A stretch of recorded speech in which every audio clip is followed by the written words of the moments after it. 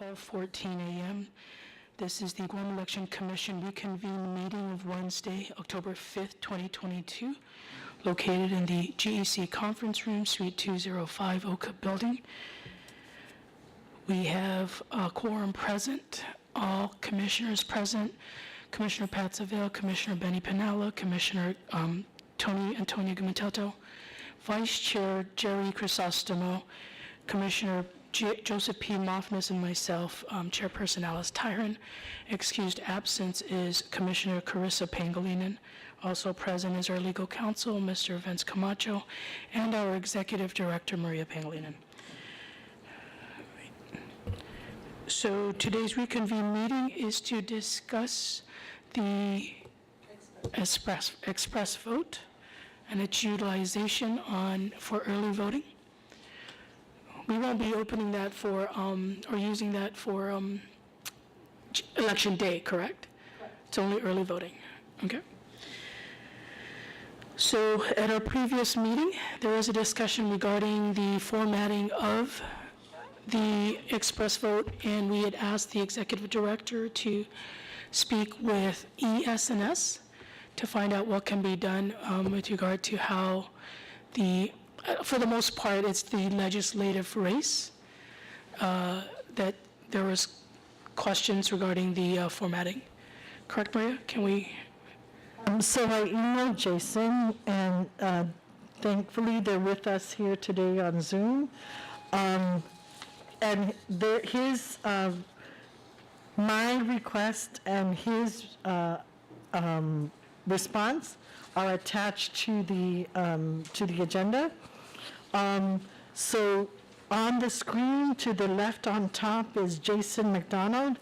He's our guru guy on coding and programming. And Damon Hampton is at the bottom. He's our ES&S representative. And we also have with us, by chance, Mike DeVark. He's on his way. He's here in person. He's on his way to Saipan. He's here doing preventive maintenance on our 450s and on his way to Saipan too.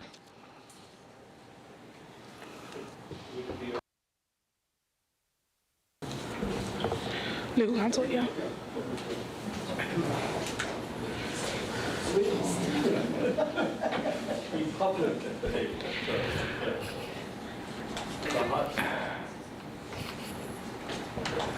All right, so we have recorded Mr. Dvorak? Dvorak, okay. We have, so there are 3 ES&S employees, one present with us today to address any concerns or questions we have regarding the ES&S. All right, do we have any of the commissioners who would like to start with their questions? Commissioner Saville? Well, gentlemen, I think you know the issue for us. If the voters are using a paper ballot, they have all of on the gubernatorial, senatorial races, they have all of the candidates on one sheet of paper, divided, one side Democrat, one side Republican. But you see all of the candidates. You don't have to flip the page over or anything. On the electronic format, you only see a handful of candidates, and so you first have to scroll through all the way it's set up now, all the Democrats, and then you go to all the Republicans. So that seems to give a built-in advantage to whoever's first. And we'll say that, and it's not a Democrat or Republican thing, it's a majority party minority. Whoever's the majority would normally be displayed first, I think, just by tradition. So what we were hoping for was a way to organize it so that that kind of inherent bias is taken away. Everything we understand now from what you've told us is that cannot be done unless we're willing to hand count the electronic ballots. That if you change the order that they're in right now, they couldn't, the printout from the electronic machine could not be used in the tabulation. Am I missing this? Yeah, can you guys hear me? Yes. Yes. Yeah, this is Jason. That is essentially correct. I did talk with Joe late last week. Now there would be, the only way that, you could tabulate those ballots would be you'd have to run a separate database. So we did sort of discuss that. That comes with some inherent risks that you would have to manage two databases. You'd have to essentially have two sets of tabulation, and then you could sort of manually combine the results at the end. That obviously that gets a little bit risky, and it's a little bit difficult. But correct that as soon as we change the order of the candidates, then those cards cannot be tabulated on the database you currently have. So we cannot change the order of the candidates without creating a new database. Okay. Jason, I'll go out on a limb here, and I think I probably speak for all the commissioners. We are highly risk adverse. We don't want to do anything that's going to inject more risk, or any risk, I shouldn't say more, any risk into the tabulating process. So the next question is, looking forward, if we wanted to, and I'm just going to call it this built-in bias, okay, whether, I realize there might be some disagreement about that. Primacy effect is what you're The primacy effect, yeah. If we want to minimize or do away with the primacy effect in the next election, is there a way to do that without injecting risk? That definitely is tricky. We really cannot, without sort of fundamentally altering the way your paper ballot is designed.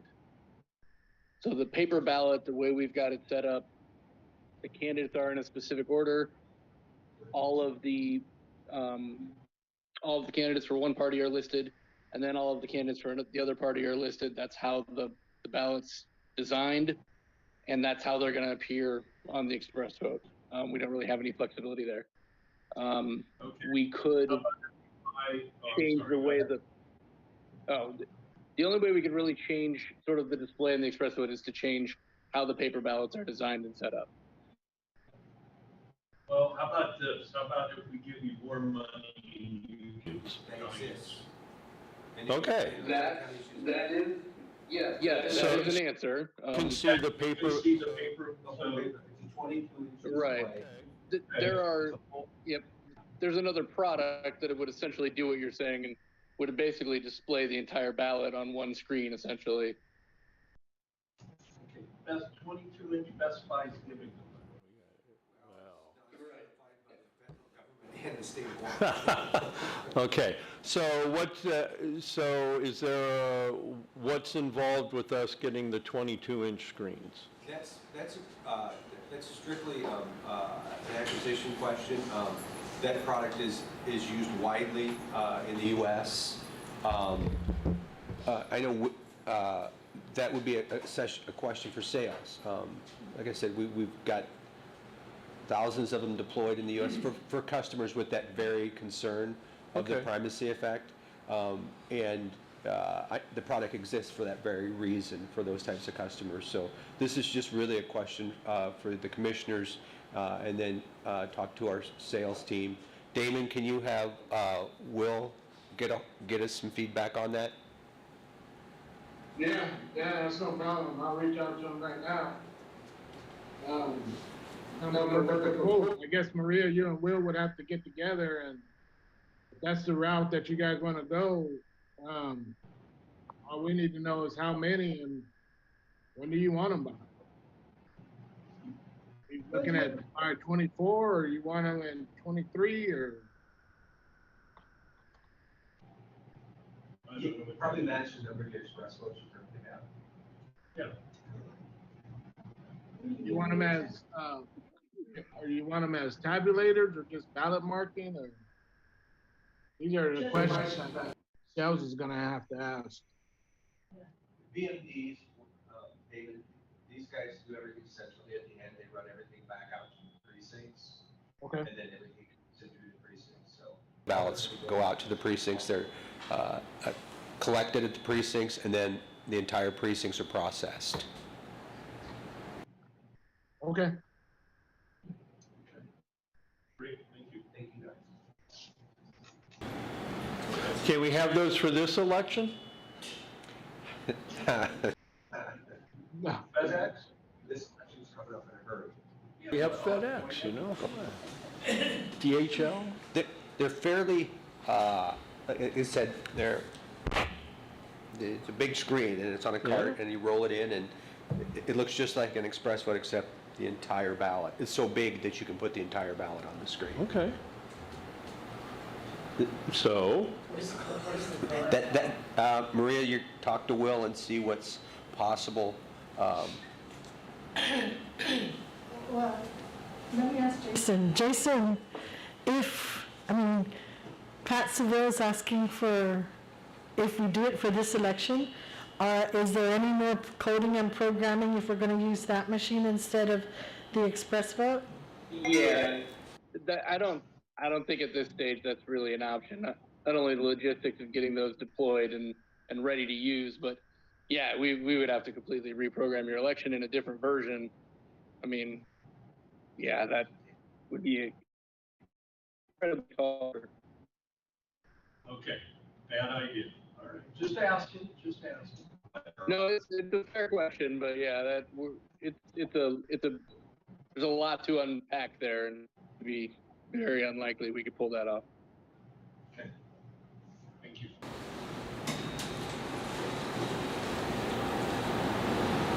okay, that's all thank you, gentlemen, that's all I have.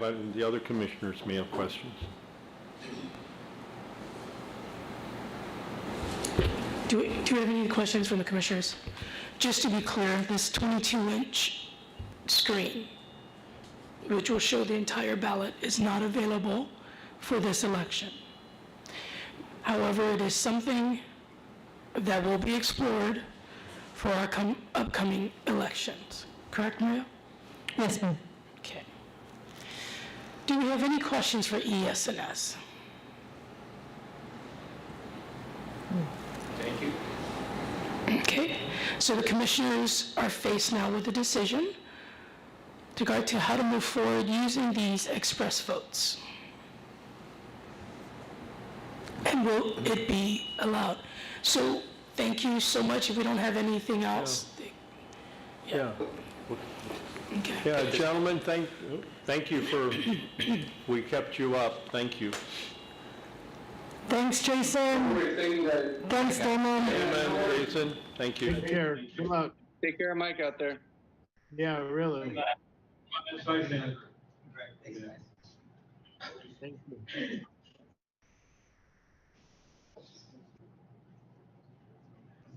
Commissioner Seville, did you have something?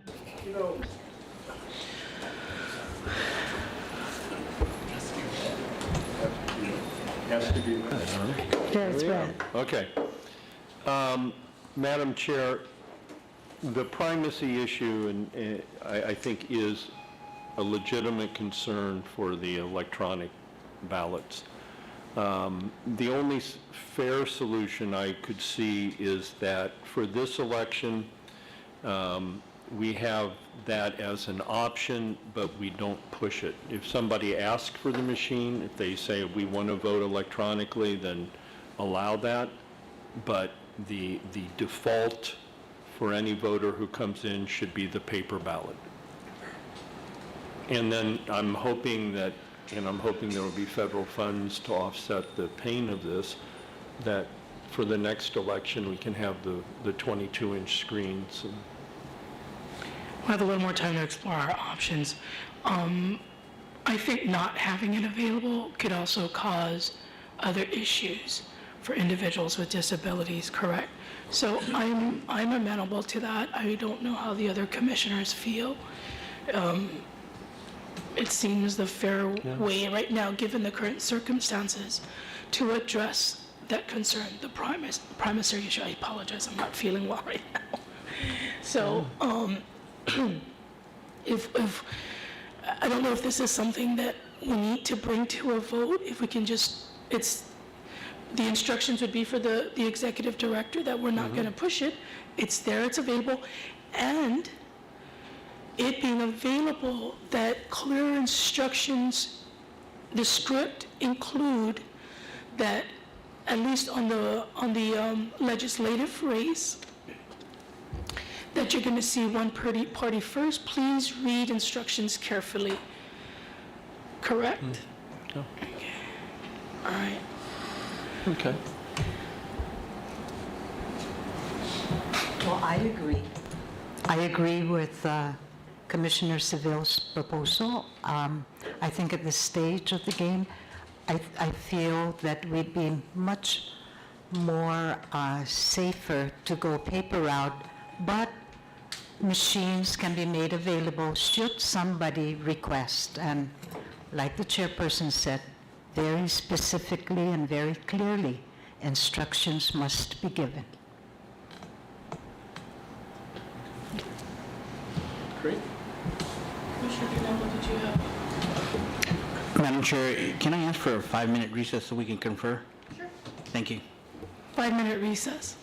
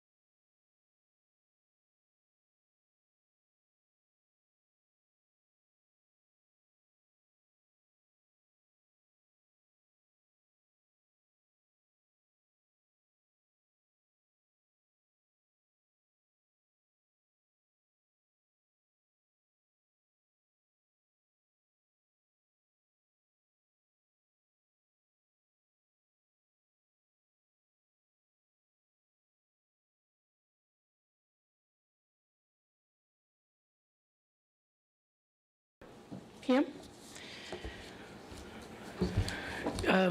Commissioner Pinello, did you guys have anything? Madam Chair, thank you very much for allowing us to confer with each other. We will proceed with the recommendations by independent commissioner, with the caveat that this be remedied in the next election. Thank you. Thank you. Thank you. Thank you. So Maria, you have the instructions? Okay. We're clear? Right. Commissioner Seville? You know, I always like not to pass up a chance to, as your independent member, I applaud you guys, my fellow commissioners, for avoiding partisan fights. We are a model for the rest of the country, so thank you. Thank you, Commissioner Seville. Thank you to our colleagues. If there's no other discussion, Madam Chair, Yes. I just have one. It's a special request from me, Maria. I know that maybe none of the other members here but I'm very much concerned about this early voting rights. So if it's possible for me to get a copy of after the early vote, the people that voted from 9 to 10 and from 10 to 3, whatever that is. Okay, I just want to see compare note from the previous one, because we've been having it from 10 to 6, right? And then we're opening it up for 9. So I need to know the number of, this is after the early vote. You don't have to do it, but I just want to know how many people voted from 9 to 10. Okay, and that's a special request from me. Thank you. So Commissioner Joe, you want us to count the number of people that vote from 9 o'clock to 10 o'clock? That's correct. okay. I just want to clarify early voting as well, Maria, is on the PDF file that will be provided to the parties, right, from early voting, that in those files, the names who voted early will be grayed out or crossed out. That's just the PDF electronic file. And then the rosters that are provided for election day 2 to 3 days prior, that will again be crossed out. It was supposed to happen in the primary and it did not. So you had mentioned that the printers came back and said they forgot to cross out the No, names. they crossed it out, but in gray. In gray, okay. Yeah. So it was in C. But for the PDF file, can that be made available? Yes, it was, right? I'm sorry? The signature rosters were made available. Well, not necessarily the signature rosters, it's early voting. Oh, the early voting list. Okay, the early voting list goes to the parties. I don't know if the independent wants it. Monday the following week. Okay, Monday morning the following week, it goes to the parties, and we CC the Democrat commissioners, and then, so please ensure that that happens and that Yes. occurs, right? Now, in addition to that, also for data collection, that you would start taking a look at the number of voters that come in the different hours. okay. I mean, Yeah, that's on the side, right? Yeah. People are asking for all kinds of data, so you may as well address it before they ask for it, right? Yes, ma'am. And just to clarify, we don't ask people if they work for the government or private sector when they come into. No, we don't, ma'am. Okay, we're not allowed to, correct? Okay, just making that clear for the listening public. Anything else? No.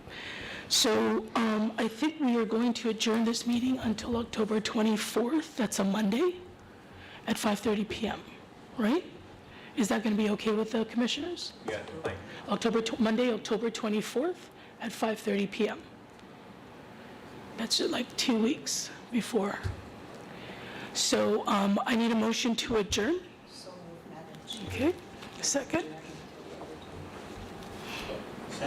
Second. Motion to adjourn this meeting until Monday, October 24th, 2022, 5:30 PM here at the GEC Conference Room, Suite 205 Oakwood Building, made by Commissioner Gumatata and seconded by Commissioner Pinalla. All those in favor? Aye. Thank you, all those. All right, we're adjourned.